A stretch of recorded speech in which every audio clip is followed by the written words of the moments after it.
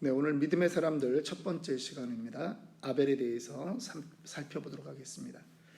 오늘 읽은 그 창세기 4장 말씀과 함께 4장 말씀부터는 아담의 후손들에 대한 말씀들이 기록되어 있습니다. 특별히 히브리서 11장은 그 인물들 가운데 하나님께서 믿음의 사람들로 인정되는 그러한 사람들을 기록하고 있는 믿음의 장입니다.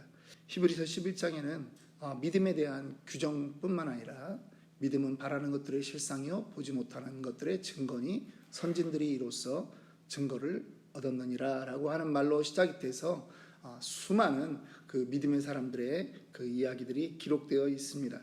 오늘은 우리가 그 인물들 가운데 지난 시간에는 저희가 8번에 걸쳐서 믿음이라고 하는 것이 어떠한 것들인가, 어떻게 믿음을 얻을 수 있는가, 우리가 그런 것들을 살펴보았다면요, 이제는 믿음으로 살아갔던 사람들의 모습들을 간단히 좀 살펴보려고 합니다. 그런데 오늘 우리가 첫 번째로 살펴볼 이 아벨이라고 하는 인물은 설교하기가 참 어려운 사람입니다. 아벨에 대한 성경의 기록이 지금 저희가 읽은 그것이 전부 다입니다. 기본적으로 그렇습니다. 창세기 4장에 8절까지 기록되어 있다라고 하는 것 외에 우리 히브리서 여기에 기록된 것 그거밖에 없습니다. 너무나 짧은 인생을 살았던 것입니다. 그리고 특별히 이렇게 두드러진 그런 모습들도 보이지 않습니다. 그런데 히브리서 11장에서는 가장 첫 번째로 그가 믿음으로 살았던 사람이라고 그렇게 기록해 주고 있는 것입니다. 가만 살펴보면 아벨이 했던 것은요, 제사 드린 것 하나밖에 없습니다. 그런데 그 제사 하나로 하나님에게 어떠한 사람이라고 평가받냐 하면 믿음의 사람이다, 의인이다, 비록 그가 죽었으나 아직도 말하고 있다 라고 하는 평가를 받고 있는 것입니다. 어떻게 했길래 그의 제사는 믿음의 행위가 되었을까요? 다행히 오늘 창세기 4장을 보면 우리가 비교의 대상이 있습니다. 아벨과 또 다른 차원으로 제사 드렸던 사람이 있습니다. 가인입니다. 그의 형입니다. 두 사람이 제사 드렸는데 한 사람의 제사는 하나님이 기뻐 받으셨고 한 사람의 제사는 거절됐다라고 하는 것입니다. 그러면 우리는 분명하게 알 수 있습니다. 아벨과 같은 제사를 드려야 하나님께서 우리도 의인이라고 인정하실 뿐 아니라 우리가 죽었다 할지라도 죽은 후에도 그가 말하고 있다, 이러한 표현을 우리에게도 써주실 수 있기 때문입니다. 왜 아벨의 제사는 하나님이 받으시고 가인의 제사는 거절하셨을까요? 가장 확실한 답이 있습니다. 그것은 히브리서 우리가 읽었듯이 11장 4절의 말씀입니다. 믿음으로 아벨은 가인보다 더 나은 제사를 하나님께 드림으로 라고 되어 있습니다. 첫 번째 아벨의 제사는 믿음으로 드렸던 제사라고 하는 것입니다. 믿음이 근거된 제사, 믿음이 바탕이 된 제사, 믿음이 전부가 된 제사라고 하는 것이죠. 구약의 제사는 신약의 예배입니다. 예배를 드리는데 무슨 믿음이 필요할까요? 히브리서 11장 6절은 분명히 이렇게 말하고 있습니다. 믿음이 없이는 하나님을 기쁘시게 하지 못하나니 하나님께 나아가는 자는 반드시 그가 계신 것과 또한 그가 자기를 찾는 자들에게 상 주시는 이심을 믿어야 할지니라. 예배는요, 하나님께 나아가는 행위입니다. 하나님께 나아가는 것입니다. 이렇게 나아간다라고 할 때 우리가 눈에 보이는 형상으로 생각하면 누군가에게 가까이 가는 행동이겠죠. 그런데 마음으로도 동일합니다. 마음으로도 하나님께 가까이 나아가는 것이 바로 예배인 것입니다. 그 예배라고 하는 그 말을 좀 더 쉽게 표현하자면 예의를 갖추어서 경배하는 것입니다. 우리가 설날 부모님들께 큰절 올리지 않습니까? 세배하지 않습니까? 옷 대충 입고 그렇게 하는 거 아닙니다. 아주 정갈하게 딱 입고 그 앞에서 예의를 갖추고 절하는 것입니다. 그런 것처럼 예배라고 하는 것도 아주 정갈하게 우리가 준비해서 공손히 절하는 것이 바로 예배라고 하는 것입니다. 그런데 이 예배에 반드시 필요한 것이 있습니다. 무엇이냐 하면 부모님께 세배하는 것은 부모님이 눈앞에 보입니다. 그렇기 때문에 우리가 자연스럽게 우리의 옷매무새를 다듬을 수 있습니다. 그런데 하나님 앞에 갔지만 하나님이 눈에 보이지 않는 것입니다. 그래서 그가 계신 것과 반드시 그가 계신 것을 믿어야 합니다. 또 그가 자기를 찾는 자들에게 상 주시는 이심을 믿어야 한다라고 그렇게 성경은 기록하고 있는 것입니다. 보이지 않는 하나님을 보이는 하나님으로 그렇게 믿는 것입니다. 여러분, 과학을 사람들이 연구하면서요, 보이지 않는 것들에 대한 연구가 진행되었습니다. 그런데 보이지 않는 것을 가지고 서로 토론을 하려니까요, 서로 약속이 필요한 것입니다. 예를 들면 이런 것입니다. 우리가 호흡을 할 때 산소를 마시고 이산화탄소가 나오죠. 예, 보입니까? 안 보입니다.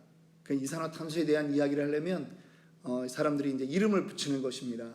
한국말로는 이산화탄소 이렇게 하지만 영어로 표시를 또 합니다. CO2라고 이렇게 얘기를 정의를 해놓는 것입니다. 그러면 서로 다 이제 토론을 할 때 O2는 산소고 CO2는 이산화탄소다. 이것이 이제 인정이 되는 것입니다. 이미 존재하고 있는 것이었죠. 그런데 사람들이 거기에다가 이름을 붙여놓은 것입니다. 물도 그렇습니다. 물은 이미 있습니다. 그런데 그 구성 성분을 말할 때 H2O라고 말합니다. 질소 2개랑 산소 하나가 결합된 것이다. 근데 보이지는 않습니다. 보이지는 않습니다. 그런데 사람들이 이렇게 이름을 붙여가며 인식을 하는 것입니다. 여러분들이 호흡하면서 산소가 들어가고 이산화탄소가 나왔다. 그렇게 말하는 사람 아무도 없습니다. 보이지 않습니다. 의식하지 못합니다. 그런데 이것이 없어지는 순간 인생이 끝난다는 거죠. 지구가 멸망하는 것입니다.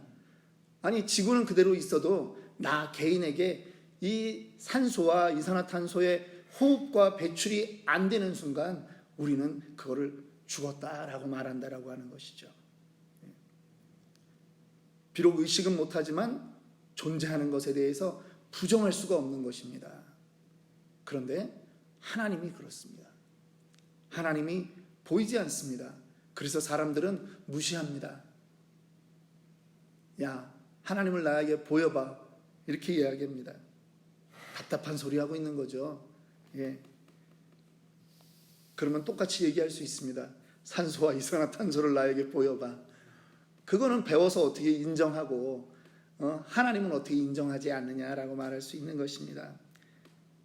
근데 여기에 산소와 이산화탄소가 존재한다는 것을 믿는 것보다 그 물질조차도 만들었던 하나님이 지금 계시다라고 하는 것을 우리가 인정해야 되는데, 이 아벨은 그 과학도 자리 잡지 않은 그 시대에 하나님이 존재하는 것을 그는 확실히 믿었다라고 하는 것입니다. 그의 믿음은 누구를 통해서 얻은 믿음입니까? 아버지, 어머니 아담과 하와를 통해서 얻은 믿음인 것입니다. 아담과 하와가 그 자녀들에게 분명히 이렇게 이야기했을 것입니다. 야, 엄마 아빠가 원래 살던 곳은 에덴 동산이었다. 하나님이 창조해 놓으신 그 너무나도 아름다운 곳이었는데 어느 날 우리가 그만 교만해서 하나님이 먹지 말라고 한 그 선악과를 먹음으로 우리가 이렇게 땅에서 고생하는 그러한 인생이 되었다. 그런데 하나님은 분명히 계신다. 하나님이 우리에게 이 가죽옷을 입혀서 쫓아내셨지만 하나님은 사랑이시다. 그러므로 우리가 하나님을 날마다 인식하고 공경할 뿐 아니라 그분에게 제사 드려야 된다라고 하는 것을 아담과 하와를 통해서 이 가인과 아벨은 배웠던 것입니다. 그런데 엄마 아버지와 함께 예배 드릴 때는 엄마 아버지가 주체가 돼서 예배를 드렸으니까 그렇게 하는 줄 알고 했는데, 이제 자기가 독립해서 한 사람은 농사 짓는 자로 한 사람은 양을 치는 자로 그렇게 살아가며 하나님께 제사를 드리는 그 시간이 되었을 때, 한 아들은, 가인은 하나님의 존재를 전혀 인식하지 않았다라고 하는 것입니다. 제사 드려야 될 때가 되니까 농산물 중에 하나를 가지고 제사를 드렸다라고 하는 것입니다. 문제가 있습니다. 그 제사가 어떠한 문제를 가지고 옵니까? 바로 가인의 제물은요, 원 오브 댐입니다. 추수해 놓고 창고에 쌓아놓은 다음에 아차, 제사해야지, 그 중에 하나 가지고 나온 것입니다. 그런데 아벨은 제물 역시도 구별하였다라고 하는 것입니다. 믿음으로 하나님이 계신 것을 믿었을 뿐 아니라 믿음으로 하나님께 제사하는 그 제물도 아벨은 구별했다라고 하는 것이죠. 이 보이지 않는 하나님을 보는 것처럼 구별하는 것이 바로 믿음인 것입니다. 혹시 여러분 누군가의 이야기를 하고 있는데 옆에서 그 사람이 여러분이 하는 얘기를 들었다라고 하면 얼마나 소름 끼치겠습니까? 아벨은 하나님이 계속 옆에 있는 것처럼 그는 믿고 그렇게 살았다는 것입니다. 그러니까 믿음으로 하나님을 바라보는 것처럼 살았을 뿐만 아니라 그가 하나님께 드리는 예물조차도 구별했다라는 것 하는 것입니다. 창세기 우리가 읽었던 그 말씀은 분명히 기록하고 있습니다. 가인과 그 예물은 하나님이 받지 않으셨다라고 하는 것입니다. 아벨과 그 예물은 하나님이 받으셨다라고 하는 것이죠. 가인은 어떻게 예물 드렸습니까? 4장 4절에 가인은 땅의 소산으로 제물을 삼아 여호와께 드렸고, 5절에 아벨은 자기도 양의 첫 새끼와 그 기름으로 드렸더니, 벌써 구별한 것입니다. 양이 첫 새끼를 날 때 이거는 딱 구별했다는 것입니다. 이거는 하나님 것이다. 특별히 잘 보살핍니다. 그리고 또 기름으로, 예전에는 기름도 아주 귀한 것이었습니다. 그래서 이것을 잘 준비해 두는 것입니다. 이것으로 알 수 있습니다. 두 사람이 제사 드리는, 예배 드리는 그 태도뿐만 아니라 그 삶이 어떠했느냐라고 하는 것이죠. 오늘날 우리가 드리는 예배를 좀 보려고 합니다. 오늘 우리가 예배 드리는 것 역시 우리는 누구에게 예배 드립니까? 하나님께 예배 드리는 것입니다. 그런데 여러분, 주일날 하루만 우리가 하나님께 예배 드리는 것입니까? 아닙니다. 모든 날이 주님의 날입니다. 왜냐하면 우리는 죽어 마땅한 자들인데 예수 그리스도께서 보혈로 우리를 살려주셨기 때문에 오늘 이 날도 주님의 날이고 일주일 모든 것이 주님의 날인 것입니다. 그럼에도 불구하고 우리가 함께 예배하기 위해서 시간을 정하고 날짜를 정하는 것입니다. 화요일이면 어떻고 토요일이면 어떻습니까? 괜찮습니다. 모든 것이 주의 날입니다. 그런데 주일날 모이는 것이 그래도 가장 사람들이 모이기가 편하고 그렇기 때문에 직장들을 다 안 나가니까 그래서 우리가 주일을 하는 것입니다. 주일을 모이는 것입니다. 그래서 주일날 모여 예배 드리는데요. 일주일을 만약에 어떤 사람이 아주 엉망으로 살았다라고 생각해 보십시오. 주일날도 늦음하게 눈을 떴는데 보니까 예배 시간이 다가오는 것입니다. 그래서 오늘은 안 가고 싶은데 또 안 가면 또 다음 주에 목사님 만나면 또 왜 안 왔냐고 물어볼 것 같으니까 또 그냥 갑니다. 근데 가다가 생각하니까 헌금을 내야 됩니다. 차에서 내려서 호주머니를 뒤지니까 5불짜리가 하나 구겨진 게 나옵니다. 헌금 봉투에 이름 안 쓰고 그냥 탁 넣어서 그냥 냅니다. 저는 모르죠. 그분이 어떤 마음으로 했는지. 근데 하나님이 보십니다. 그분의 예배와 그분의 삶, 그분의 헌금을 하나님이 받으실까요? 안 받습니다. 몸은 이곳에 와 있지만 물론 목사님들은 그렇게 얘기합니다. 안 오는 것보다 낫다. 그러나 분명합니다. 하나님은 안 받습니다. 그래서 미국 농담에 그런 말이 있습니다. 10,000불짜리는 은행에 가 있고 100불짜리는 와이프한테 가 있고 1불짜리는 교회에 가 있다. 그런 말이 있습니다. 나에게 가장 가치 없는 것으로 그냥 사람들이 보니까 라고 한다라고 하는 것이죠. 그런 거 아니라는 것입니다. 하나님 우리에게 그런 대접 받을 만한 분 아니라는 것입니다. 다른 사람이 있습니다. 하루하루 하나님께 수시로 기도합니다. 또 치노벨리 아름다운 교회를 다니다 보니 목사님 설교 유튜브도 매일 또 들으라고 해가지고 출근 때마다 듣습니다. 그러다 보니까 은혜도 받습니다. 요즘 또 교회에 새 식구들 오는 걸 보니까 감사해서 목사님 마음으로 기도를 하는 것입니다. 우리 교회 부흥시켜 주셔서 감사하다고 막 기도합니다. 또 교회의 미래를 생각하니까 하나님이 하실 거를 기대하게 되고요. 더 기뻐집니다. 헌금도 토요일 날 아침에 저녁에 딱 준비해 놓습니다. 또 혹시 깜빡했더라도 주일날 아침에 다 오늘 이따 2시에 가야 되는데 다 체크 준비해 놓습니다. 교회 갈 생각만 해도 마음이 설레입니다. 그래가지고 예배를 왔습니다. 같이 와가지고 함께 예배 드립니다. 모르는 찬양이 나와도 그저 박수를 같이 칩니다. 여러분, 하나님이라면, 아니 여러분이라면 누구의 예배를 받으시겠습니까? 환갑잔치 때가 왔습니다. 그런데 자녀들이요 1년 전부터 준비하는 겁니다. 우리 이번에 엄마 아빠 환갑잔치 때는 우리 다 같이 크루즈 여행 갑시다 라고 하면서 애들이 일정을 잡습니다.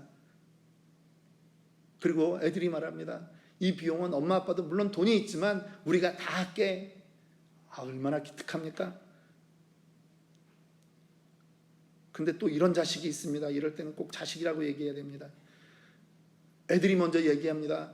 요즘 누가 환갑잔치를 한다고 그냥 식당 가서 밥 먹으면 되지. 자식을 키워놨는데 이런 싸가지가 이러면 화가 나지 않겠습니까? 여기서 중요한 것을 우리는 깨달아야 됩니다. 그 사람과 그 사람의 예물은 같은 것이라는 것입니다. 그 사람의 마음 씀씀이와 그 사람이 바치는 예물, 선물 같은 거라고 하는 것입니다. 그런데 이 예물을 정성껏 바쳤던 아벨이 죽었습니다. 그런데요, 죽음으로 끝이 아닙니다. 사람의 눈에는 죽었으니까 끝이다라고 말할지 모르지만 하나님은 그렇지 않다라고 말하는 것입니다. 그가 죽었지만 아직도 말하고 있다라고 하는 것입니다. 하나님이 그를 의인이라고 인정할 뿐 아니라 그의 삶을 인정하고 그가 아직도 우리 산자들에 대해서 말하고 있다라고 하는 것입니다. 예배에 대해서 그가 증언자라고 하는 것입니다. 짐 엘리엇이라고 하는 사람, 시카고의 휘튼 대학을 나왔습니다. 1956년에 28살의 나이로 에콰도르에 갔다가 선교지에 간 첫날 죽었습니다. 시카고 트리뷴지는 쓸모없는 낭비라고 하는 제목으로 기사를 썼습니다. 그거로 끝났는 줄 알았습니다. 그런데 그 1956년 이후에 60년대를 거쳐서 그 짐 엘리엇의 죽음에 자극받은 수많은 기독 청년들이 세계 각지로 나가서 복음의 전파자가 되었습니다. 끝나지 않은 것입니다. 세상은 잊을지 몰라도 하나님은 기억하시는 것입니다. 예수님도 요절한 분입니다. 33살에 죽었습니다. 아마 아벨과 같은 나이였을 수도 있습니다. 그런데 그 예수님, 아벨과 너무 똑같습니다. 젊은 나이에 죽었고요. 친구의 배신으로 죽었고요. 죽음 앞에 아무런 저항하지 못하는 그러한 존재였습니다. 그런데 하나님은 의인이라고 말하고 그의 영향력이 아직도 살아있다라고 말하는 것입니다.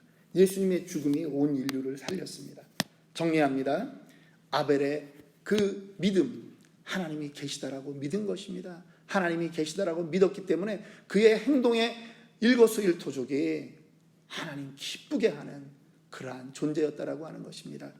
저와 여러분들의 오늘 하루의 삶, 아니 우리의 인생의 삶이 정말 살아계신 하나님을 늘 대하는, 말로만 하나님 살아계십니다가 아니라 내 옆에 존재하는 것처럼, 내 옆에 존재하는 것처럼, 아니 그 존재하시는 하나님 붙잡고 살아가기를 원합니다.